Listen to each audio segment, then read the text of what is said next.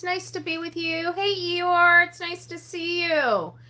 As many of you guys know, we've got a 10 o'clock show today on Marcia Norman, and this is just updating us. And this is her handyman unalived her, tortured her, and then buried her in a cement casing under a shed that he had built. And so we're going to be going over that case a little bit more in depth on or at 10 a.m. this morning. So we are up a little early because we have been doing some top cases around the country. Many of you guys know yesterday we did a case on Louis Mangione.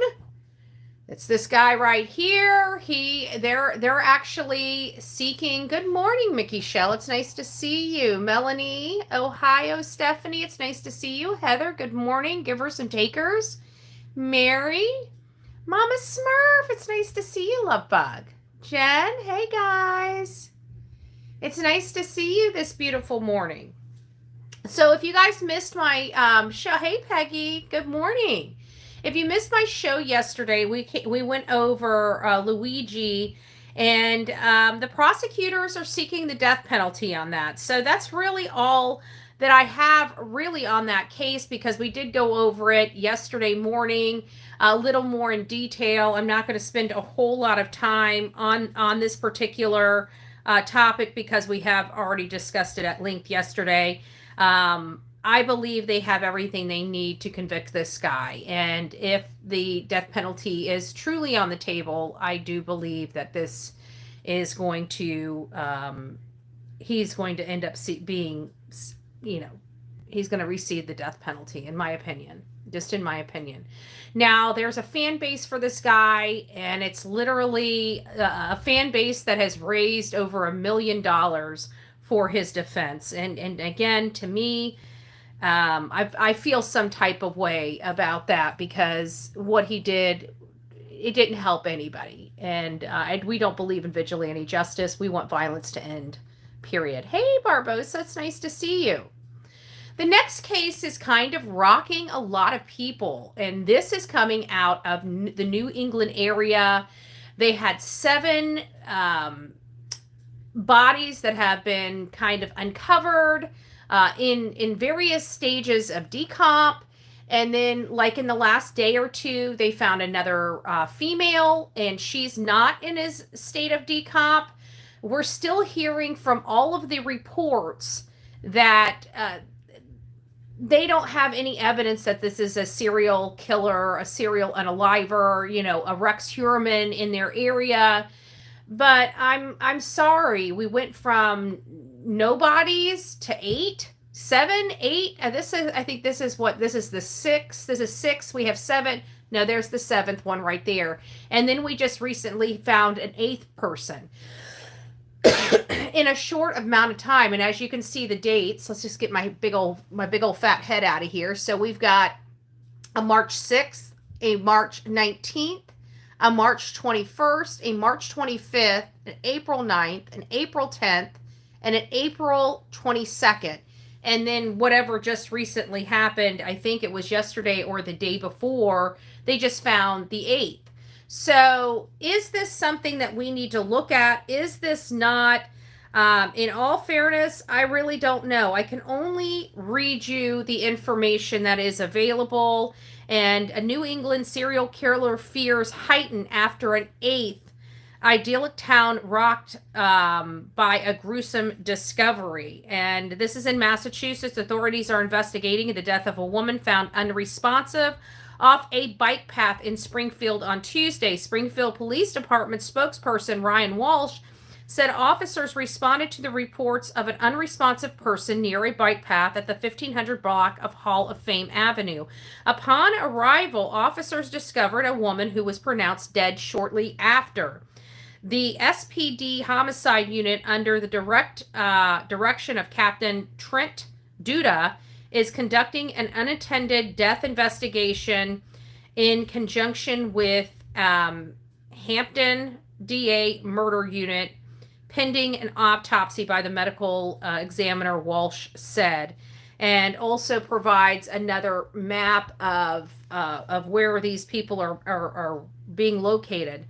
The woman's death comes amid rumors circulating online about a possible New England serial killer following the deaths of 7, now 8 people, mostly women, between March and April in Massachusetts, Connecticut, and Rhode Island. As of Wednesday, authorities have not announced any kind of connection between the 8 victims' death. Walsh told Fox News Digital that the women's cause of death will be determined by medical examiners, and added the internet rumors are just that. The rumors began circulating on Facebook, on a Facebook group called New England Serial Killer, which has since changed its name due to Facebook's rules and regulations. Over the past 2 months, human remains have been located in New Haven, Norwalk, Groton, and Killingly, Connecticut, Foster, Rhode Island, and Framingham, Plymouth, and now Springfield, Massachusetts. Some social media users say these discoveries of human remains, particularly female remains, across the 3 neighboring states may indicate a serial killer. But Connecticut State Police told Fox News Digital last week there is no information at this time to suggest any connection to similar remain discoveries. There are also no known threats to the public at this time regarding the deaths in Connecticut. I don't know how law enforcement can keep saying that when you have this many bodies popping up in a matter of 2 months. There's no this right here. I'm sorry, any law enforcement that says this should be fired from their job, because they clearly don't know what's going on. They're telling you there's no connection here, but it can't be taken off the table. But when they say there's no information at this time to suggest any remains or discovery, and there's no known threat to the public at this time. So just go on out there, live your life, don't be vigilant. And if somebody kills you, it's no big deal. We'll give you a great funeral. We'll give you a great funeral. I'm sorry. When you have this and the public is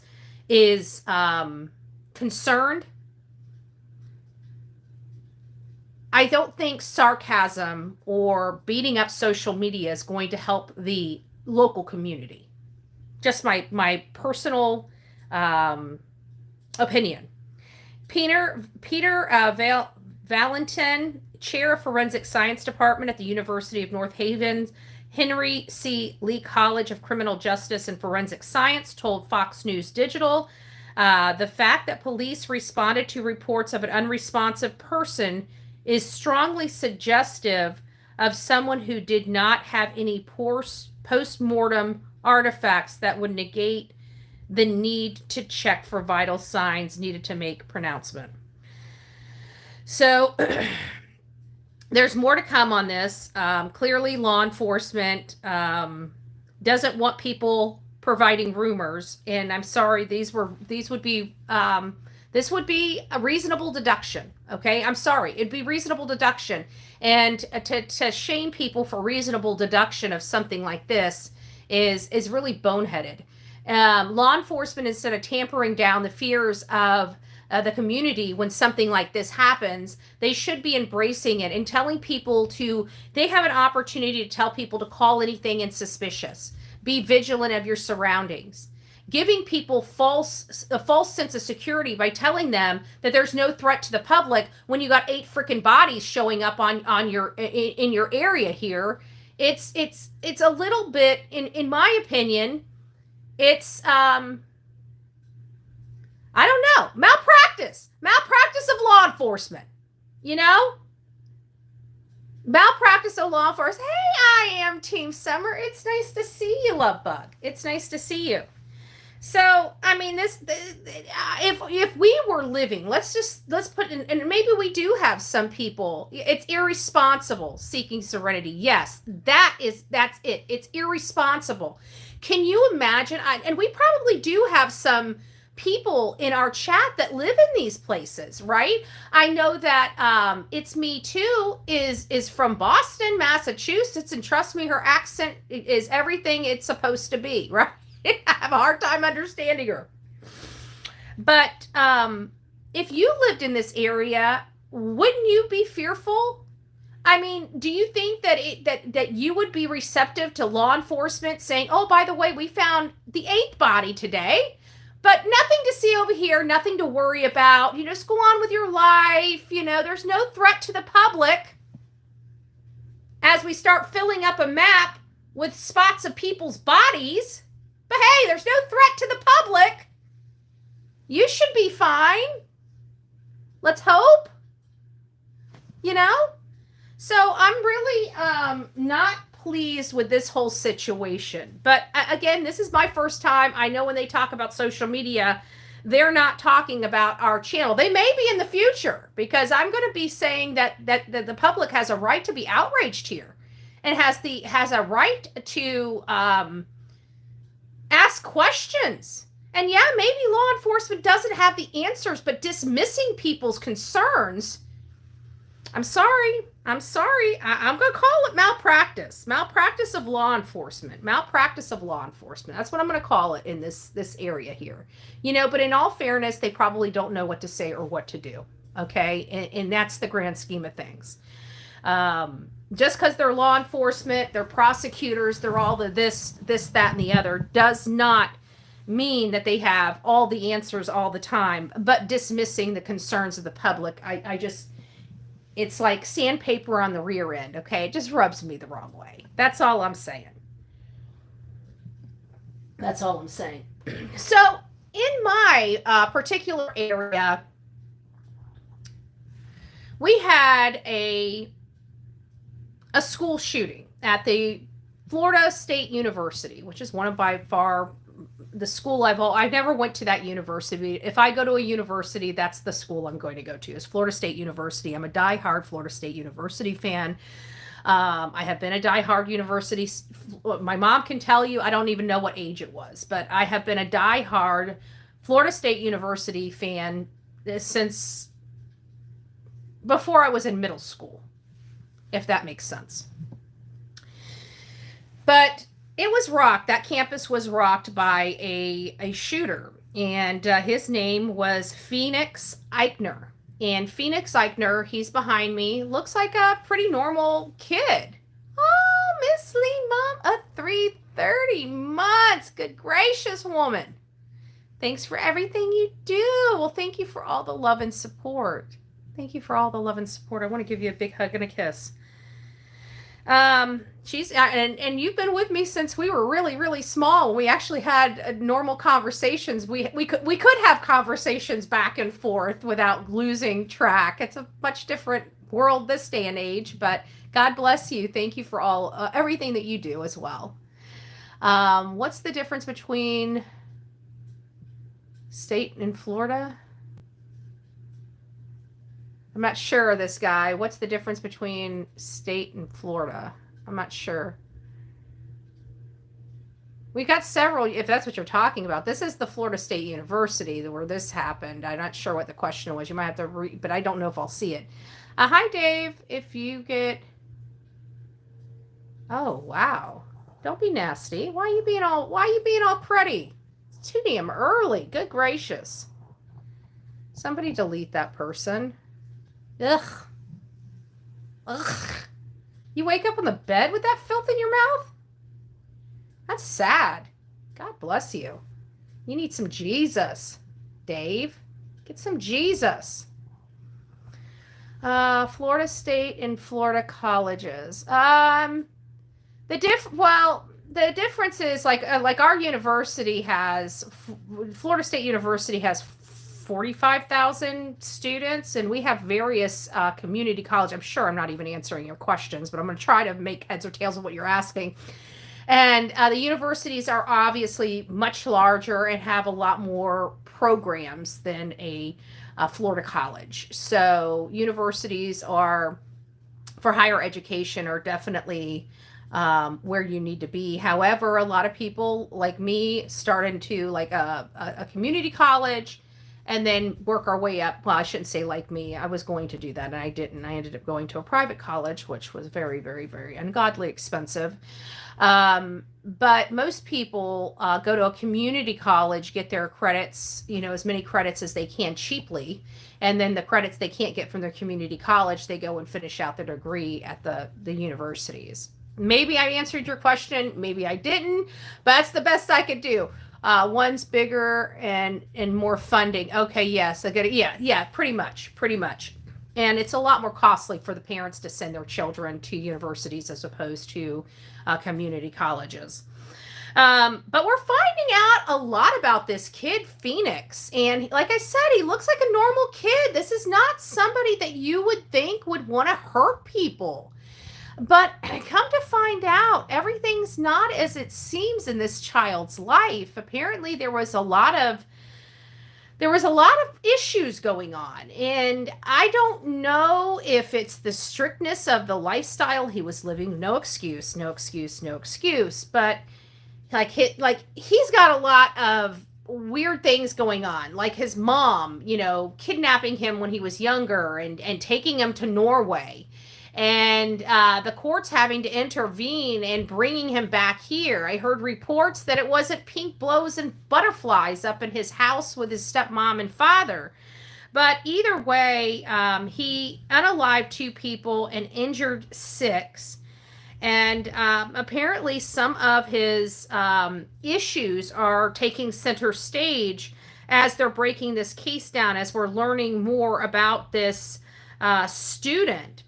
And they're talking about lawmakers are demanding here. Where does it say? Nearly a week after the gunman opened fire in Tallahassee campus on Florida State University, killing 2 people and injuring 6, about 200 Florida State University students, teachers, and residents marched from Westcott Fountain to the Florida Capitol to demand lawmakers enact common sense law. And I'm to be honest with you, you guys know my stance on this gun stuff. The people like this are the ones that are always demanding us to remove our guns. Why? Because they don't want to use them on 100 different people. I don't get it. Like, normal people, we have to protect ourselves from crazy individuals like this. And I'm sorry, I don't have 7 minutes to wait for law enforcement to show up at my door to help me out when I'm being attacked by a pew-pew or a knife or a car. Because we know when they take away guns, right? That leaves what? Automobiles, knives? I mean, are we not supposed to cut steak anymore? Are they going to start removing our knives? Are they going to start telling us we can't drive because our cars can be used to mow people down? This whole argument where all of a sudden instead of it being the evil person holding the gun, just like it's the evil person holding the knife or the evil person driving the car, for whatever sick, twisted thing in our society, we believe if we remove guns, that it's going to save the flipping world.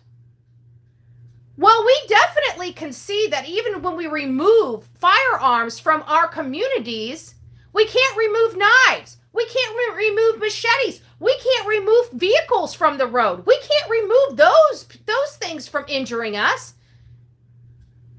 But for whatever reason, removing all the guns is going to save America, folks.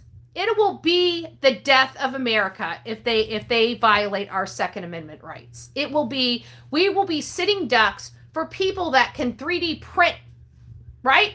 And that's going to be coming up in another case that we're going to be discussing here as well. Is these people are now printing guns on 3D printers. Ghost guns. What's going to protect us from that? For all these idiots in Congress.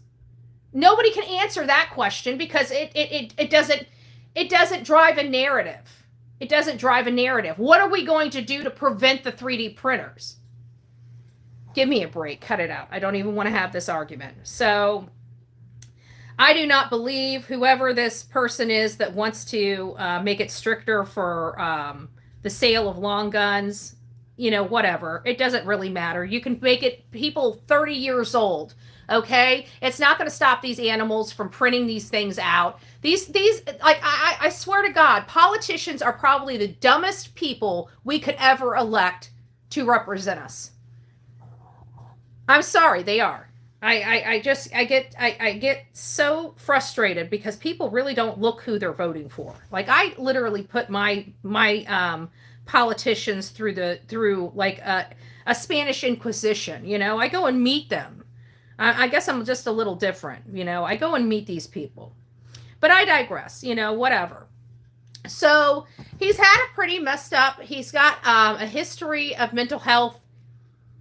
I don't think anybody could quite see this, but we don't know what was going on behind his closed doors. Okay, we don't know what kind of, because if his mother was law enforcement, she's definitely not going to be vocal about what's going on behind her closed doors because it could affect her job. So, was there a lot of things that were being kept and not addressed because of the job of the stepmom? I really don't know. I really don't know. I just know that this child, you know, obviously has been through quite a bit. What that quite a bit looks like, again, not not going to worry with it right now. But he does have mental health. He is the person. I don't know what they're going to do for him. I don't know if this is extenuating circumstances that may take the death penalty off the table, but it is what it is. So this is Robert Crimo, whatever his name is, the third. Really, really crazy guy. He was the one that did the 4th of July shooting. I'll just give you guys a brief update on who this guy is and what he did. Highland Park gunman Robert Crimo, whatever his name is. I'm sorry, I should have probably listened to a video to get the pronunciation, but it is what it is. Sentenced to life for July. This happened in 2022, July 4th, shooting that killed 7. He opened fire at an Independence Day parade, wounding nearly 50 people and unaliving 7. This was in Illinois. The man who opened fire on 4th of July in Chicago, 2022, killing 7. Bobby Crimo, 24, was a no-show for sentencing hearing that began Wednesday, and he declined to make a statement to the court. His lawyers say. I will tell you that the information and his, again, 7 people dead. They gave him life. Again, another person that will never be rehabilitated, never be ever able to walk outside of a prison, and is possibly could escape and hurt more people at some point in his life, because he received life plus an additional 2,400 years.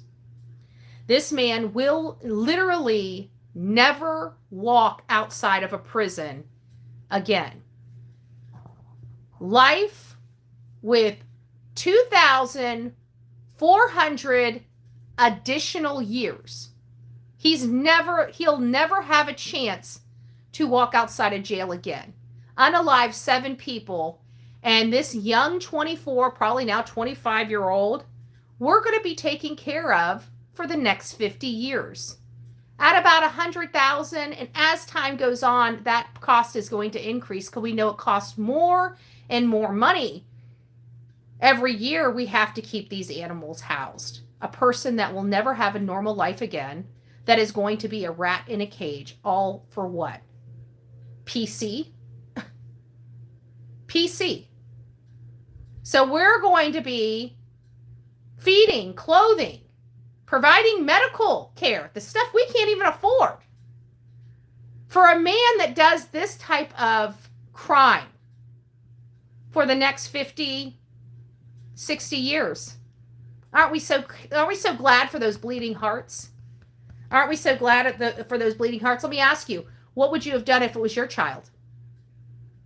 Are you happy with him being in prison for the rest of his life on the taxpayer's dime? I'm not.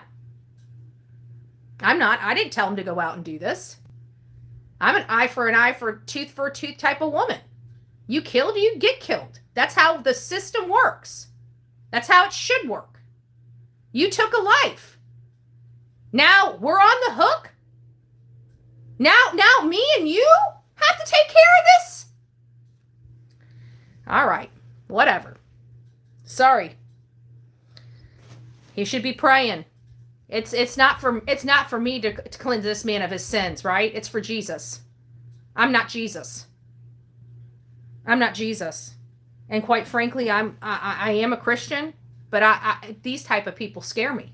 I don't want them around me. I don't want them ever being a threat to humanity again. This man's a threat to humanity. Humanity. 2,400 years. Well, Illinois, buckle up, Buttercup. You're on the hook for a lot of money over this Yahoo. Just saying. Not playing. Just saying, not playing. So this guy here was busted for shoplifting. The crazy thing is because he was arrested, they foiled a mass unaliving plot. Another one, 20-something, that likes to, I'm sure he's part of the clan that wants to take all of our guns away, but he's the first one to pick one up, isn't he?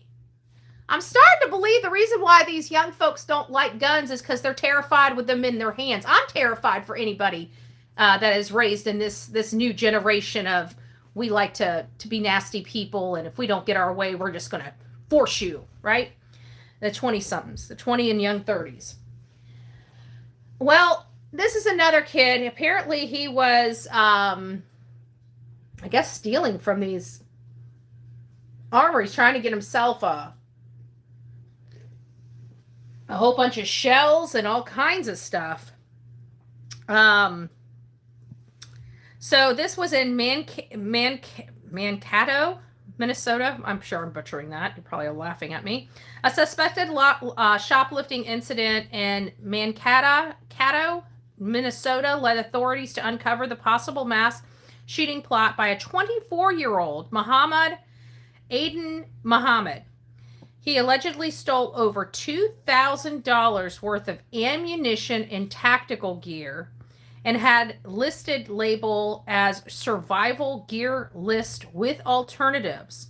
Authorities found weapons and 3D printed guns in his home. He now faces felony theft and making threats of violence.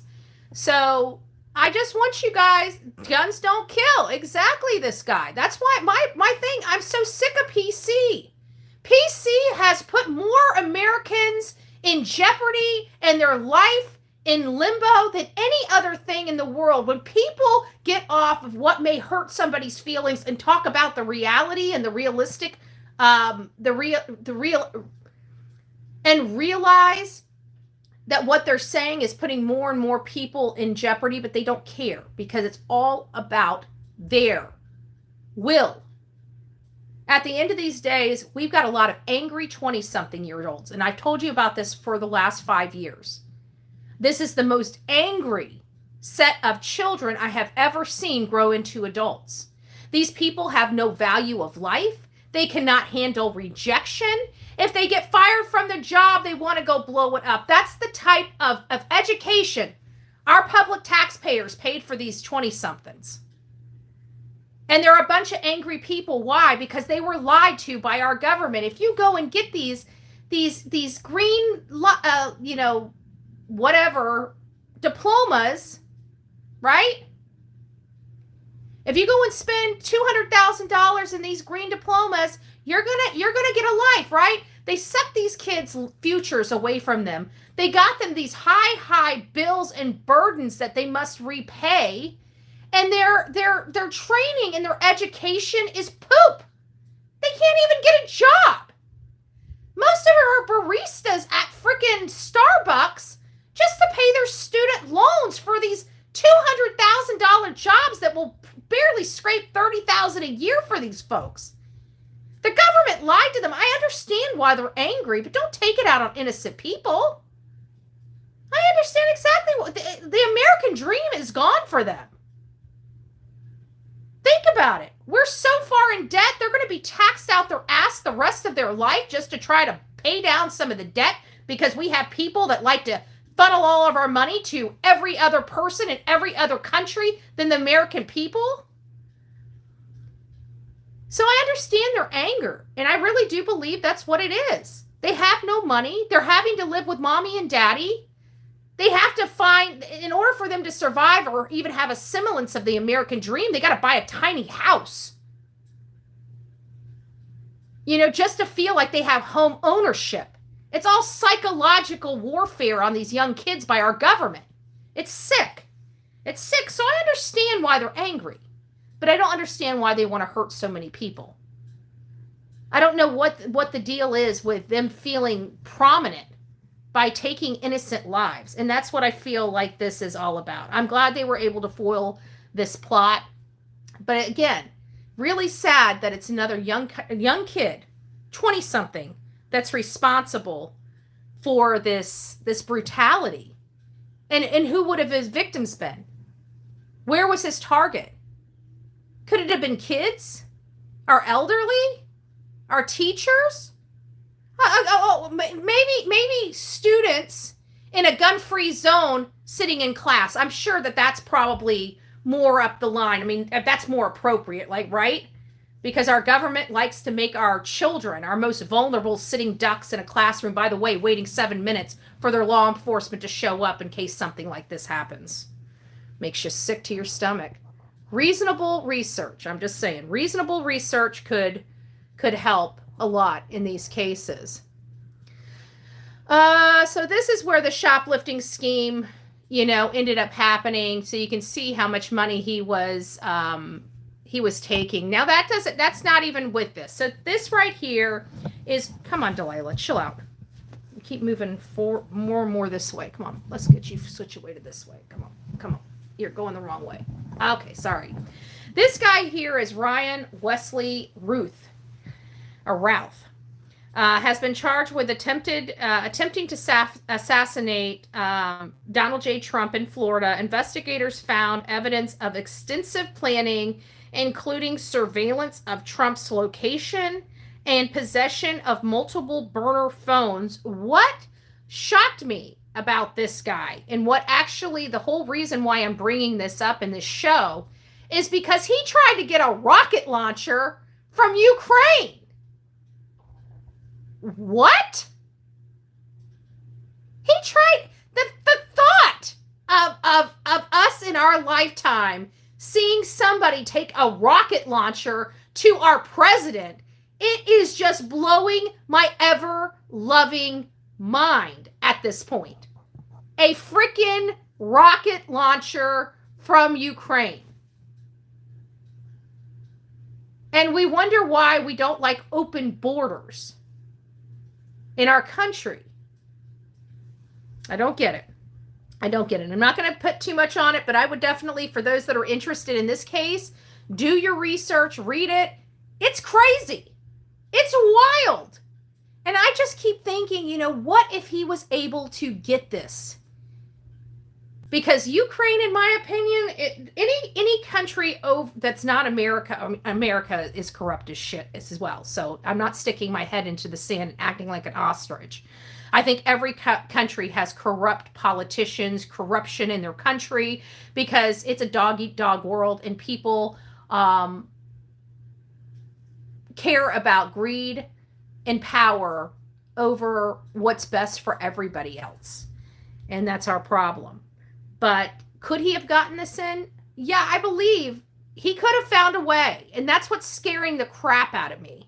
That we would have, and probably do, have rocket launchers in this country in the hands of bad people.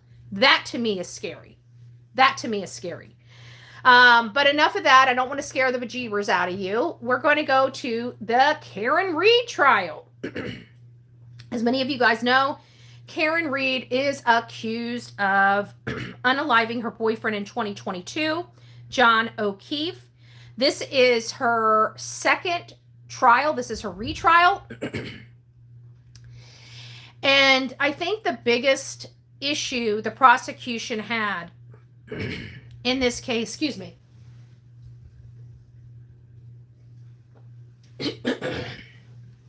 is, in my opinion, we have entirely too many overzealous prosecutors. That was the downfall to this case in and of itself. The very first one is because they were overzealous. You guys can blame Karen Reed. You can blame whoever you want to blame about why we're here. You can blame Turtle Boy if you so choose. But at the end of the day, the reason why we are here in a retrial is because of an overzealous prosecutor.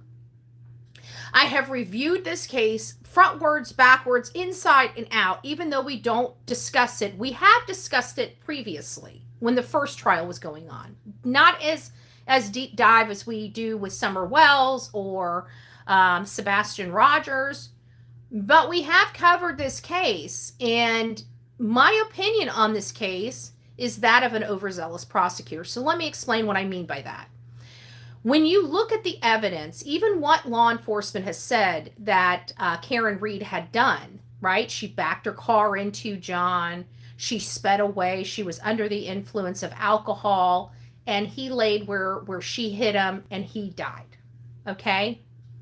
That's vehicular homicide. That's manslaughter. You see what I'm saying? They tried to go after her for second-degree murder, for a vehicular accident that involved death or had great bodily harm. They were entirely overzealous with their charges. And that is the biggest problem, because she should not be charged with second-degree murder. I'm sorry, she just shouldn't. When you look at this case and you peel back all the BS, it's either a drunk driver with death, or it is vehicular manslaughter.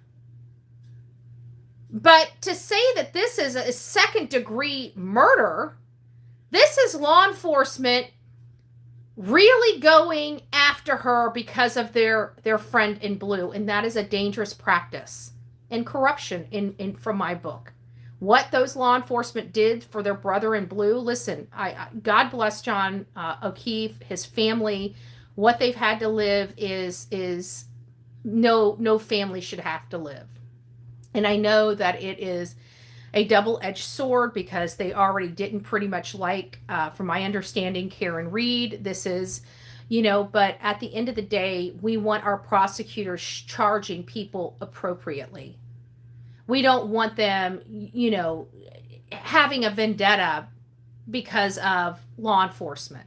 And I understand this is one of theirs, but what they did was wrong.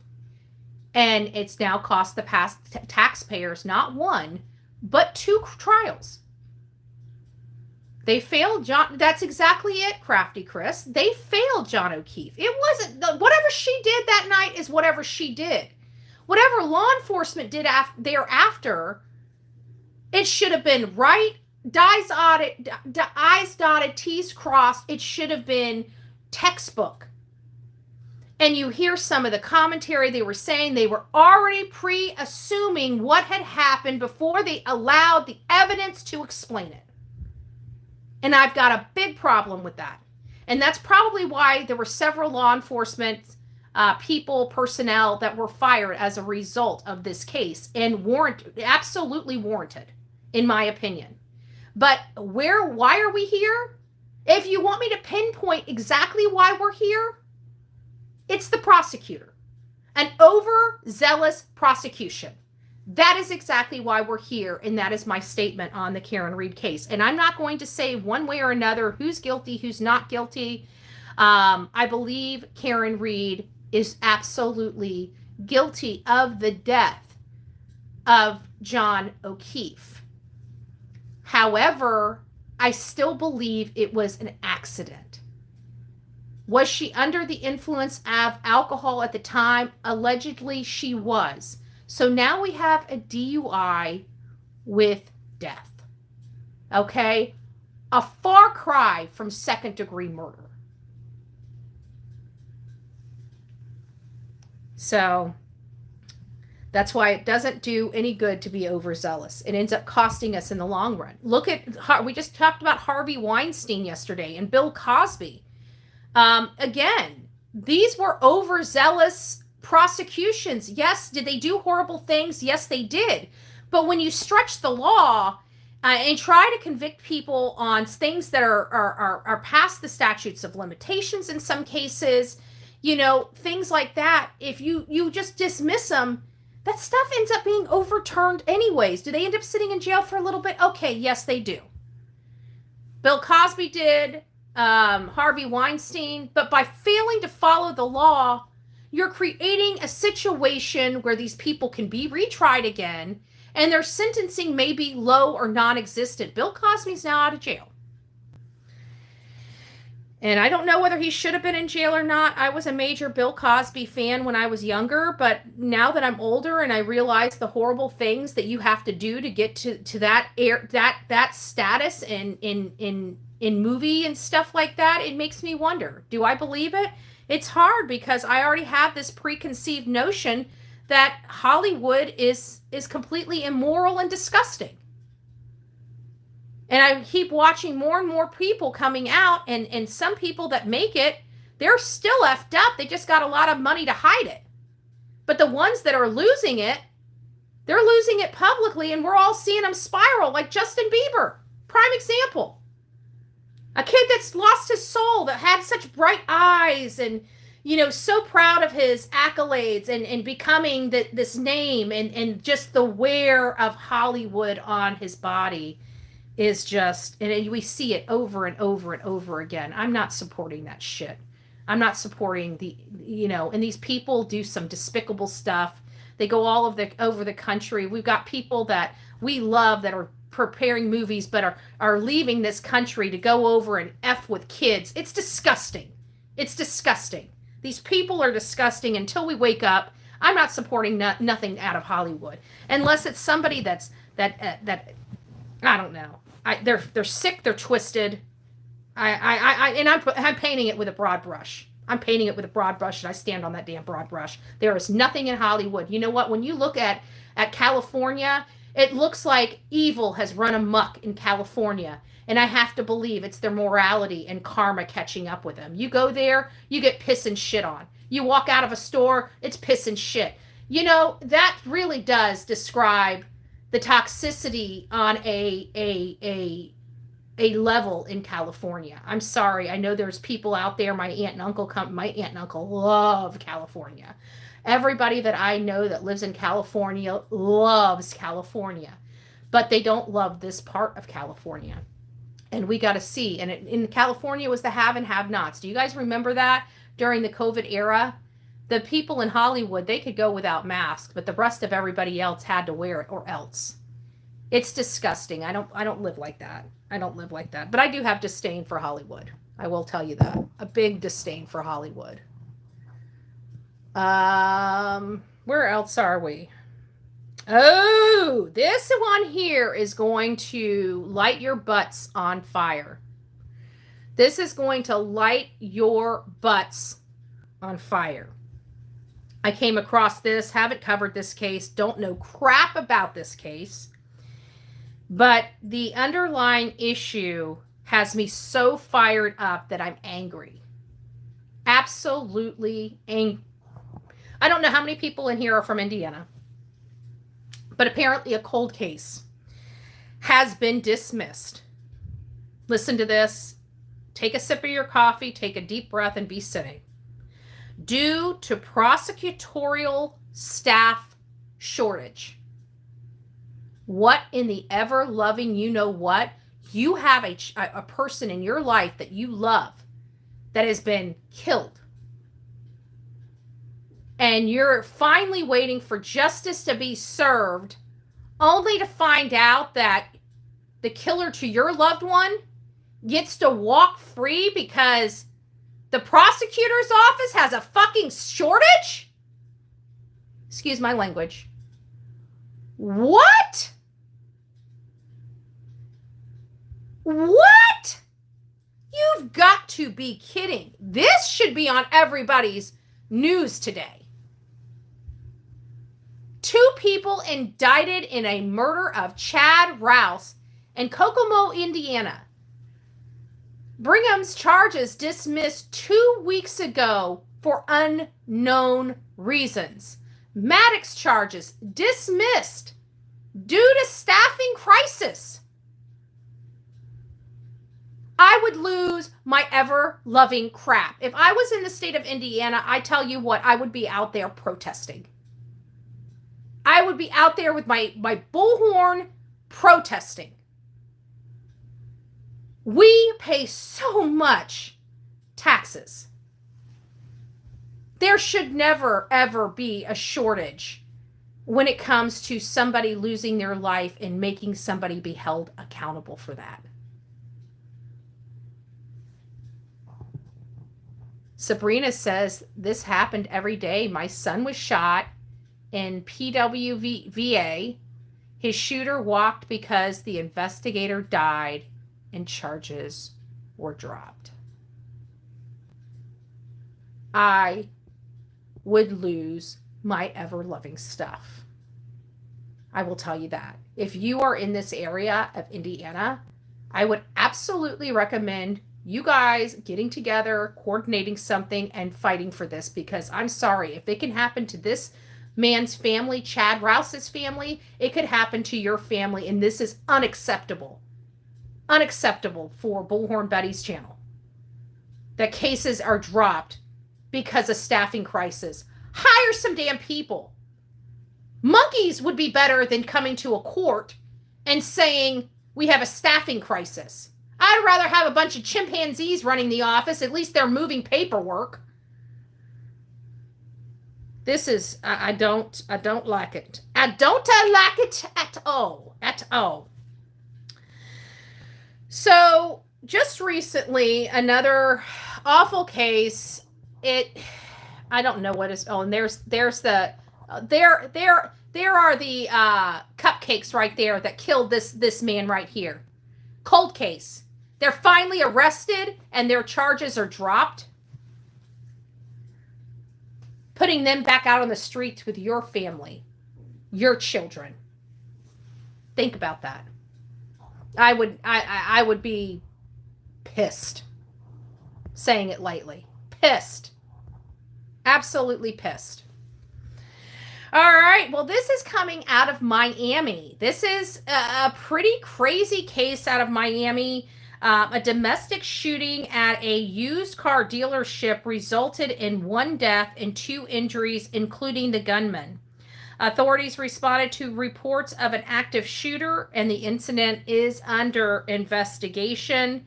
And I want to get over here. Give me just a second, and I'll give you guys just a little more information about this domestic. No, I don't want these. Tonight on Local 10, a frantic scene when there's gunfire not far from a popular park. A family dispute turning deadly. I just see them. Wrong way. Past us. All I can do is duck down. Deputies with a massive show of force, parents and kids caught in the middle of the nightmare. They killed my little brother, and that little is alive. And raw emotion from the family of a victim arriving at the hospital angry and upset. And tonight, we're learning a man shot and killed his half-brother before exchanging gunfire with deputies. All of this unfolding at a used car dealership in... Wow. So, as you guys saw, violence erupted, family domestic problems, most likely substance abuse, alcohol abuse, or a history of violence always has some type. Those 3. It's 1, 2, or all 3 of those that I find and identify in every single case. You know one thing that's not missing? Mental illness. You guys notice that? Mental illness is not the 4th prong. People try, in my opinion, to blame stuff on mental illness. But at the end of the day, what makes people really, really disgusting people, it's one of 3 things. One of 3 things: substance abuse, alcohol abuse, or history of violence in the home. Sebastian's army should protect at the whole world for Sebastian. Protocol law be established, in my opinion. Well, I know Seth has been trying to work on a Sebastian's law, type of thing. I'm hoping he's making good headway on that. You never know. Now, this one's kind of a stupid, silly, believe I'm about to show you guys this. The next case, there you go. The guy on the bike wreaking havoc in Los Angeles. He's the chainsaw vandal, okay? The chainsaw vandal. Apparently, he kicks his rocks off, over some pretty stupid stuff. So he's been going around Los Angeles and vandalizing and destroying trees in the area, and has an estimated cost of over $347,000, and he faces felony vandalism charges. And authorities are investigating potential. This is probably the stupidest case out of all the cases that we've covered this morning of huge importance, right? We've got the tree vandal, okay, wreaking havoc in Los Angeles. The smog is so bad in Los Angeles. Every tree counts. You can't take the trees. They won't be able to breathe. Good gracious. Okay. We don't want anybody, especially with trees, somebody could get injured, lose their life if it falls, whatever the case may be. But at the end of the day, is this really warrants a felony charge? I don't know. I think they're wielding felony charges like they're popping candy over there. We need the felonies should really be reserved for really, really bad stuff. Because with a convicted felon, which he could very well be already a convicted felon, but with a convicted felon, you're taking away their rights to bear arms. You're taking away their voting rights. We have a whole entire half of a country trying to give our voting rights to illegal aliens. Meanwhile, we have a bunch of felons that can't even vote in their own damn country. I don't know what being a felon has to do with voting for who you want to represent you. I think that's the most boneheaded rule I have ever heard. Who gives a rat's ass? It's our right, whether we're felons or not, to vote. Okay? You don't want to take away gun rights? Fine, take away gun rights. But our right to vote? Cut it out. And I mean our rights to vote. If anybody wants to know if Betty is a felon, I am not a felon. I have been charged with 2 misdemeanor DUIs, one from 2005 or 2007, one from 2011. And that's to the extent. Have I been arrested a shit ton of times? I have. But in most of those cases, I was defending myself, so they went away. So long story short, no, I'm not a felon. I do have my rights to bear arms. I have a concealed weapons permit, and I vote every single year in my elections. But I still value the election process and think if we're handing out free voting cards to illegals, certainly our felons can be voting in these elections as well. That's my point. I'm going to stick to it. I don't think there should be any reason that anybody is not afforded their right to vote unless you're in prison. I think once you're in prison, if you're doing time in prison, those luxuries go away. You do not have a right to dictate who may be able to pardon you. Okay? I'm sorry, just the way I feel about it. So I think no matter what your crimes are, you should never be taken, your voting rights should never be taken away from you. That's not a punishment. That's a way to say, oh, well, they're felons. They don't get the right to choose who gets to represent them. We're going to find a way to take their voting rights away. I'm sorry. I think we need to abolish that practice. Me personally, I don't think anything should affect. What punishment is it to take away your voting rights? It seems really stupid. It seems corrupt. That's what it seems to me. It seems corrupt. So that's kind of my talking points today, guys. We have another live later today. I'm probably going to push that until probably closer to 11, maybe even afternoon. Might do it at 2. But we're going to be going over the Marsha Norman case. I wanted to thank anybody that was out there. Yesterday, I ran a case and asked for either a pathologist or a retired coroner. A subscriber and a family member of the Bullhorn Betty channel did pop up and does have a family member that's a pathologist. So I was able to get the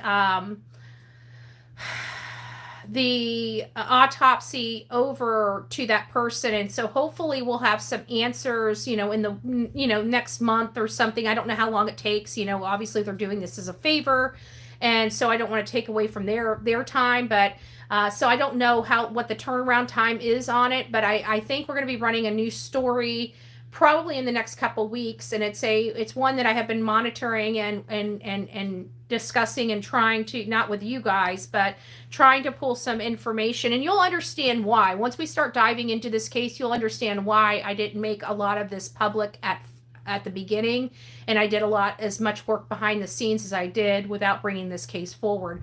Once we start bringing the case forward, you'll immediately understand why. So with that being said, guys, I just want to thank you, because without you, it'd make my job difficult, right? I'm able to come here each and every day and ask you guys for help, and I never know which one of you guys are able to help me. But if you can help, you guys always step up to the plate and always try to help. So I just want to give you guys a huge shout out and just thank you immensely for that. So that's kind of the round of this morning, and we were able to make it to almost an hour this morning. So I'm really happy about that. So thank you guys. That is your Around the Country news. And I hope I did it with a little bit of spice this morning, because that's the point, is to get you guys emotionally charged, right?